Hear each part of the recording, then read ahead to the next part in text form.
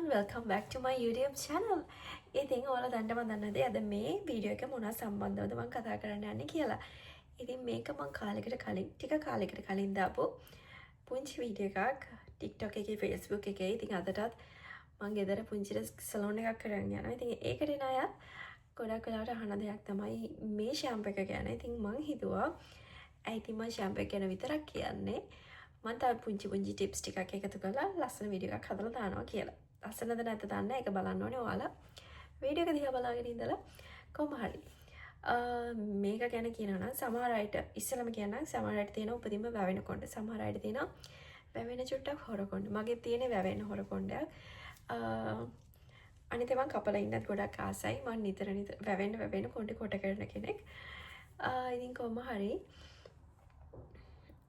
ඉස්සරහට වීඩියෝ බලාගෙන ඉන්න. ඉතින් මම මේකේ කියනවා කොයි වගේද ෂැම්පු එක කොහොමද පාවිච්චි කරන්න ඕනේ, මොනවද කරන්න ඕනේ, ඔයා ඔයිල් එකක් හදා ගන්න ඕනේ කොහොමද. ඉතින් සාමාන්‍යයෙන් මේ හැමදේම අපිට අත්‍යවශ්‍යයි කොණ්ඩයක් වැවෙන්න. ඉතින් බලාගෙන ඉඳලා අනිවාර්යෙන් කමෙන්ට් එකක් දාලා යන්න අමතක කරන්න එපා. ඔයාලට වීඩියෝ ගැන මොනවද හිතන්නේ, තව මොනවද ඉම්ප්‍රූව් වෙන්න ඕනේ කියන දේවල් ගැන. එහෙනම් ඔයාලට හිතන දේත් කමෙන්ට් කරගෙන යන්න. මේ වීඩියෝ එක බලාගෙන ඉන්න.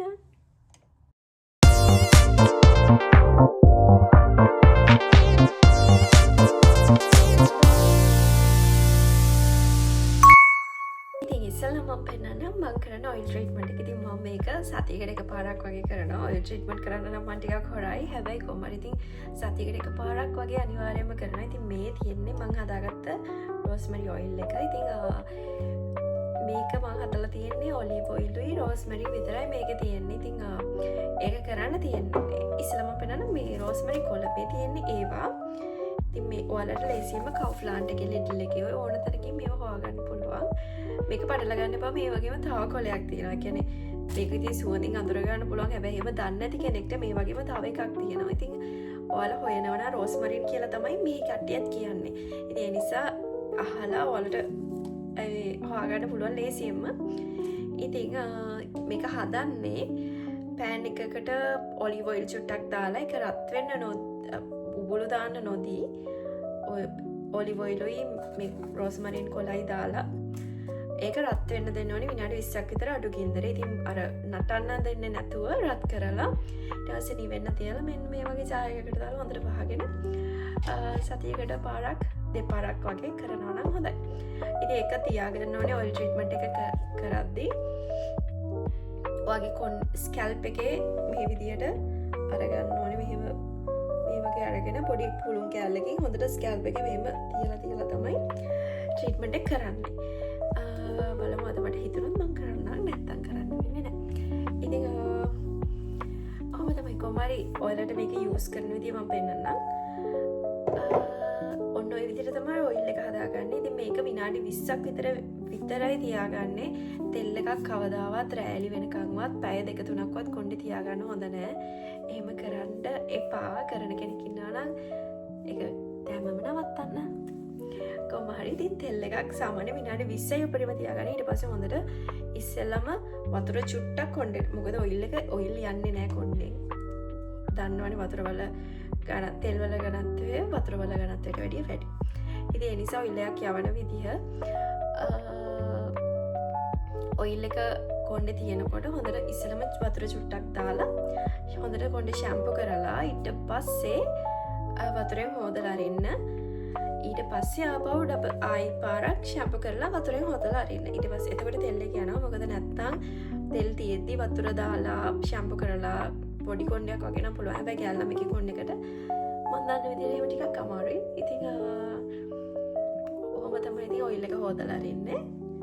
ඊට පස්සේ අපි බලමු මගේ ෂැම්පු එක. දැන් මම පෙන්නන්නම් මගේ ෂැම්පු එක. ඉතින් මෙන්න මේ ෂැම්පු එක තමයි ගොඩාක් අය TikTok එකේ YouTube එකේ දැකලා තිබුණේ. ඉතින් මේක තමයි මම රෙකමන්ඩ් කළේ. මේක ඇත්තටම මාරම හොඳ රිසල්ට් දෙන ෂැම්පු එකක්. මේක ඩර්කෝස් එකේ විකි බ්‍රෑන්ඩ් එකේ ෂැම්පු එකක්. ඉතින් එකක් ලයි 100ක් වගේ වෙන්නේ. තාම මම මේ පාවිච්චි කරන්නේ මගේ කලින් ගත්ත එක. මම ගාව තව ෂැම්පු බෝතල් දෙකක් එහෙම ස්ටොක් කරලා තියාගෙන ඉන්නවා මම. ඉතින් එහෙම තමයි මේක අපි සාමාන්‍ය ෂැම්පු කරන විදිහට විදිහට ෂැම්පු කරලා හොදලා අරින්න තියෙන්නේ. මට තව දෙයක් තියෙන තව ප්‍රශ්නයක්. ඒ කියන්නේ කාලෙකදී මට ටෙන්ඩ්‍රෆ් වෙනවා. සමයක කාලෙත් සාමාන්‍යයෙන් 2-3 පාරක් වගේ ආවා. දැන් වින්ටර් එකේත් පටන් ගත්තට පස්සේ ආවා. ඉතින් ඊට පස්සේ මම ගත්තා මේ බ්‍රෑන්ඩ් එකේම ඩැන්ඩ්‍රෆ් වලට තියෙන එක. මේකට කන්ඩිෂන් එකක් එන්නේ නැහැ. ඉතින් ඔය ඩැන්ඩ්‍රෆ් තියෙන කෙනෙක්ට ඔයාලට මේක යූස් කරන්න පුළුවන්. ඔය කොණ්ඩේ මේ තියෙන්නේ දැන් මට ඩැන්ඩ්‍රෆ් නැත. ඉතින් මේකත් හොඳ රිසල්ට් දෙන ෂැම්පු එකක්. ඉතින් ඇත්තටම මේ බ්‍රෑන්ඩ් එක මම highly recommend කරනවා. කතා දෙකක් නෑ. කියන්නේ මීට වැඩිය හොඳේ වැති. හැබැයි මට හොඳටම හරි ගියා මේ දෙකෙන්. මගේ තිබුණු ප්‍රශ්න කොණ්ඩේ තිබුණු ප්‍රශ්න. ඊට අමතරව ගොඩක් ඩැන්ඩ්‍රෆ් නිසා කරදර වෙන කෙනෙක්ට ඔය කොණ්ඩේ ගොඩක් යනවා නම් කියන්නේ අර ගොඩක් ඩැන්ඩ්‍රෆ් තියෙන ඉන්නේ. එහෙම කෙනෙක් නම් ඔයාට යූස් කරන්න පුළුවන් මෙන්න මේක ෆාමසිස් බ්‍රෑන්ඩ් එකේ මේක ඇවිල්ලා හෙයාර් ස්ක්‍රබ් එකක්. හැබැයි ඔයා ස්කැල්ප් එකට ඔයා නොදැන මේක පාවිච්චි කරන්න එපා. දන්න කෙනෙක්ට හරි දීලා පාවිච්චි කරන්න. ඒ කියන්නේ මේක තියෙනවා අර චූටි ඒවා තියෙන්නේ. හරියට අපි මූණ ස්ක්‍රබ් කරනවා වගේ. ඒ වගේ මේකෙන් ඔයාගේ ස්කැල්ප් එක හොඳට ස්ක්‍රබ් කරලා මේකත් එක්ක මෙන්න තව ස්ප්‍රේ එකක්. මම ඒ ස්ප්‍රේ එකක් දාන්නම්. ඔයාලට මේක සතියකට එකපාරක් වගේ දෙපාරක් උපරිම පුළුවන්. ඉතින් මම හිතනවා මම කියන දේ තේරෙනවා ඇති කියලා. මේක තියෙන්නේ ගොඩක් ඩැන්ඩ්‍රෆ් තියෙන කෙනෙක්ට. කියන්නේ අර අසාමාන්‍ය ලෙස ඩැන්ඩ්‍රෆ් තියෙන්නේ අන්න ඒ වගේ කෙනෙක් නම් ඔයාලට පුළුවන් මේකෙන් කියන්නේ ස්කැල්ප් එක පිරිසිදු කරගන්න. පිරිසිදු කරලා මේකේ මෙන්න ස්ප්‍රේ එක තියෙන එක දවස ගානේ ස්ප්‍රේ කරන්න තියෙනවා වගේ ස්කැල්ප් එකට. ඒ කියන්නේ නිදා උදේට යන්න කලින් හරි නැත්නම් හවසට ඔෆ් වෙලා ඇවිල්ලා නිදා ගන්න කලින් හරි ටයිම් එකේ තමයි ඔයාලට මේක ස්ප්‍රේ කරන්න තියෙන්නේ. තමයි ඉතින් මේ ඔක්කොම මම යූස් කරන ප්‍රොඩක්ට්ස් මම රෙකමන්ඩ් කරන ප්‍රොඩක්ට්ස්. ඉතින් ඒ අරෙන්න වෙන කිසිම දෙයක් නැහැ. ඉතින් මම පාවිච්චි කරන ඒවා ගැන තමයි මම කිව්වේ. මොකද මම ගොඩාක් කොණ්ඩේ අනේකට ඩැන්ඩ්‍රෆ් වලට හැම දෙයකටම මමත් ගොඩක් ප්‍රොඩක්ට්ස් try කරලා තියෙනවා. මේ තියෙන හැම ෂැම්පු එකක්ම වගේ ඔය අපි කාෆ්ලන්ට් එකේ වගේ ගන්න තියෙන ඕන හැම ෂැම්පු එකක්ම වගේ මම try කරලා තියෙනවා. හැබැයි මට එකක්වත් හරියන්නේ නැහැ.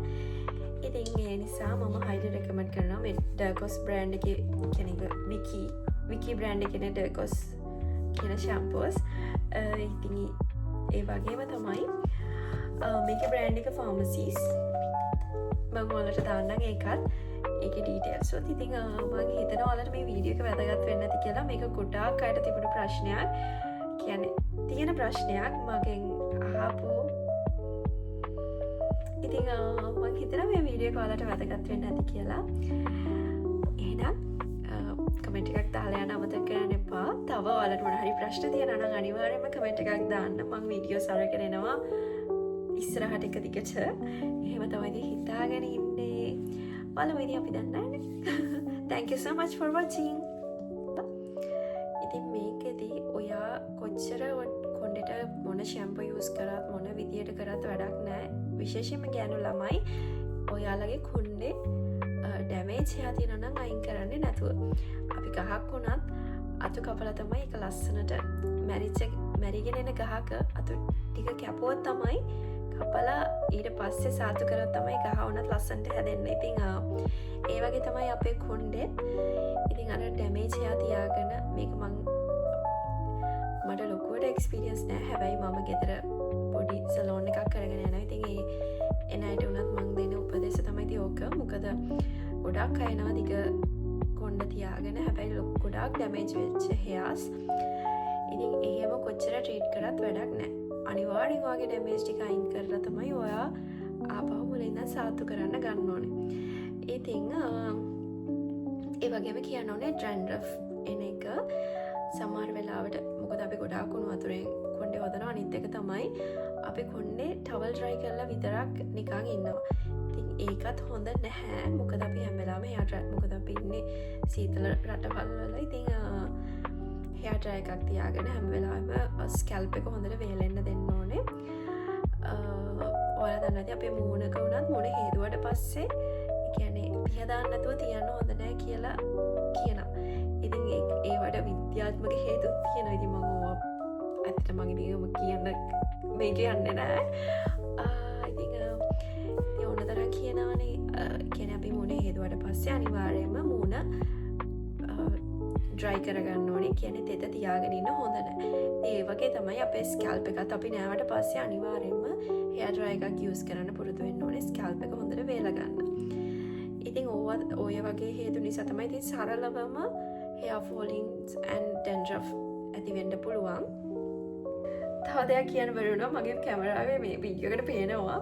ඉතින් මේක මේ තියෙන්නේ මේ ඇවිල්ලා ෆිෂ් ඔයිල්. ඉතින් මම හැමදාම රැට ෆිෂ් ඔයිල් එකක් ගන්නවා.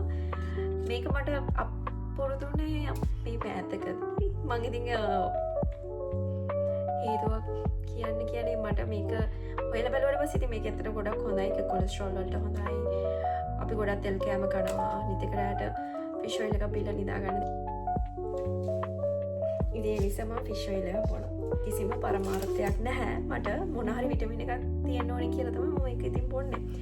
නැත්නම් ඒ විශේෂ දෙයක් නැහැ. ඉතින් මම හිතනවා මේ වීඩියෝ එක ඔයාලට වැදගත් වෙන්න ඇති කියලා.